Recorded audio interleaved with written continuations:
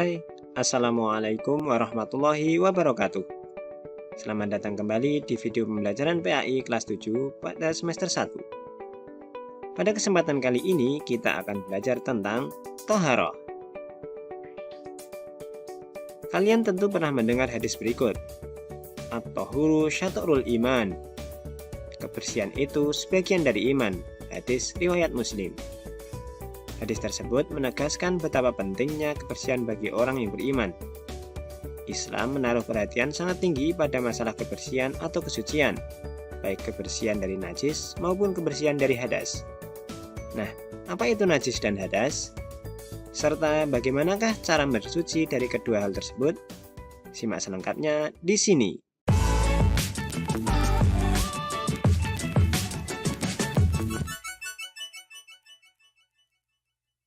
Apa itu najis dan hadas? Bersuci dari najis dan hadas dalam Islam disebut dengan istilah Toharoh.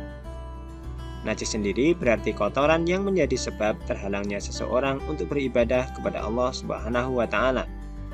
Sementara hadas adalah keadaan tidak suci pada diri seseorang muslim yang menyebabkan ia tidak boleh sholat, tawaf, dan lain sebagainya.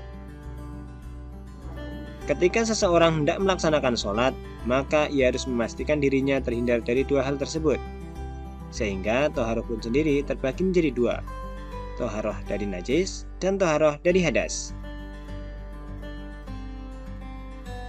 Toharoh dari najis berarti membersihkan sesuatu dari najis atau kotoran, baik itu badan, pakaian, maupun tempat untuk beribadah. Najis terbagi menjadi tiga, yakni najis mukhafafah atau najis ringan, najis mutawasitoh, najis sedang atau pertengahan, dan najis mughaladoh atau najis berat. Najis mukhafafah sebagai contoh adalah air seni bayi laki-laki yang belum berumur 2 tahun dan belum makan apapun kecuali air susu ibu. Cara mensucikannya cukup mudah, yakni cukup dengan memercikkan atau mengusapkan air yang suci pada permukaan yang terkena najis. Kemudian yang kedua adalah najis mutawasitoh. Sebagai contoh adalah darah, nanah, air seni, tinja, bangkai binatang, dan sebagainya. Jenisnya pun ada dua. Ada najis hukmiyah, yakni najis yang diyakini adanya, tapi tidak nyata antara wujud dan bau dan rasanya. Sebagai contoh, bekas air seni anak kecil yang sudah kering. Maka untuk mensucikannya adalah dengan mengalirkan air pada najis, atau mengepel atau mencuci. Jenis yang kedua adalah najis ainiyah, yakni najis yang tampak wujudnya diketahui dari bau maupun rasanya. Cara mensucikannya dengan cara dibersihkan kotorannya terlebih dahulu, baru mengalirkan air pada najis, atau mengepel atau mencuci. Kemudian najis yang ketiga adalah najis mughaladoh atau najis berat. Sebagai contoh adalah terkena air liur anjing, babi, atau celeng. Cara mensucikannya dibasuh sebanyak 7 kali, 1 kali diantaranya menggunakan air yang dicampur dengan tanah. Kemudian toharoh yang kedua adalah toharoh dari hadas. Berarti membersihkan diri dari hadas atau suatu keadaan yang menyebabkan seseorang tidak boleh beribadah jika belum suci. Hadas pun terbagi menjadi dua, ada hadas kecil dan hadas besar. Kita terkena hadas kecil apabila mengalami atau melakukan salah satu dari 4 hal berikut. Yang pertama, keluar sesuatu dari kubul atau kemaluan atau dubur, misalkan kencing atau kentut. Yang kedua, hilang akal atau tidur. 3. Bersentuhan kulit laki-laki dengan perempuan yang bukan muhrim, biasanya bersenggolan atau berjabat tangan.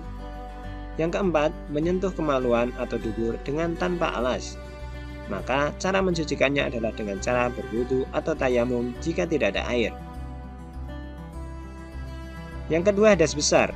Kita terkena hadas besar apabila mengalami atau melakukan salah satu dari 6 hal berikut. Yang pertama, berhubungan suami istri, keluar air mani atau mimpi basah atau onani, haid atau menstruasi, 4. Melahirkan, 5. Nifas setelah melahirkan kurang lebih 40 hari, dan meninggal dunia. Maka untuk mensucikan hadas besar adalah dengan cara mandi wajib atau tayamum jika tidak ada air. Mengingat begitu pentingnya toharoh dari hadas karena berkaitan dengan kesempurnaan sholat, maka ada tata cara toharoh dari hadas yang wajib kita patuhi. Yang pertama, tentang wudhu. Tata cara berwudhu yang pertama adalah niat dalam hati. Jika terbiasa melafalkan, maka bacaannya sebagai berikut. Nawaitu wudu'a liraf'il hadasil asgharil fardhu lillahi ta'ala. Saya niat wudhu menghilangkan hadas kecil karena Allah Ta'ala. Kemudian membasuh telapak tangan, disunahkan membaca basmalah. Kemudian berkumur sembari membersihkan lubang hidung. Membasuh muka, membasuh kedua tangan sampai siku. Dilanjutkan membasuh kepala sampai ke belakang. Disunahkan membasuh telinga dan membasuh kedua kaki hingga mata kaki. Baru tertib atau dilakukan secara urut. Jika semua rangkaian wudhu telah selesai, maka kita disunahkan untuk membaca doa setelah wudhu, yakni Asyhadu an la ilaha illallah wahdahu la syarikalah wa asyhadu anna Muhammadan abduhu wa rasuluh. Allahumma ja'alni minat tawabina wa ja'alni minal mutatahhirin. Kemudian yang kedua adalah mandi wajib. Mandi wajib sering disebut juga dengan mandi janabah atau mandi junub. Ini dilakukan ketika terkena hadas besar. Caranya adalah yang pertama, niat.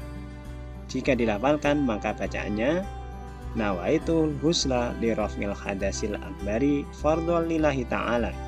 Saya niat mandi menghilangkan hadas besar karena Allah Ta'ala. Kemudian membersihkan najis apabila ada. Disunahkan membaca basmalah terlebih dahulu. Selanjutnya membasuh kedua tangan. Yang kelima, berwudu terlebih dahulu seperti wudu biasa. Dan yang keenam, membasahi seluruh tubuh dari ujung kepala hingga ujung kaki. Dimulai dari bagian kanan terlebih dahulu dan membersihkan diri sebersih mungkin. Boleh menggunakan sabun. Yang ketiga adalah tayamum. Tayamum adalah pengganti wudu atau mandi wajib. Hal ini hanya boleh dilakukan ketika tidak menjumpai air untuk wudu atau mandi besar padahal waktu sholat telah tiba. Atau juga dikarenakan sedang sakit, jika terkena air akan memperparah sakitnya. Adapun tata cara tayamum, yang pertama, niat. Jika Anda terbiasa melafalkan, maka lafalnya Nawaitu tayamuma lil istibahati sholati fardhu lillahi ta'ala. Aku niat bertayamum untuk dapat mengerjakan sholat karena Allah Ta'ala. Kemudian menetupkan telapak tangan ke tangan kering sekali tepukan. Selanjutnya meniup kedua tangan tersebut dan mengusapkan ke wajah serta punggung tangan, baik yang kanan dan yang kiri. Nah, itulah tadi materi kita tentang toharoh, dari mulai toharoh dari najis dan toharoh dari hadas, serta tata cara toharoh dari yang hadas besar maupun tata cara toharoh dari hadas yang kecil. Semoga memberikan manfaat. Sampai jumpa pada video berikutnya. Wassalamualaikum warahmatullahi wabarakatuh.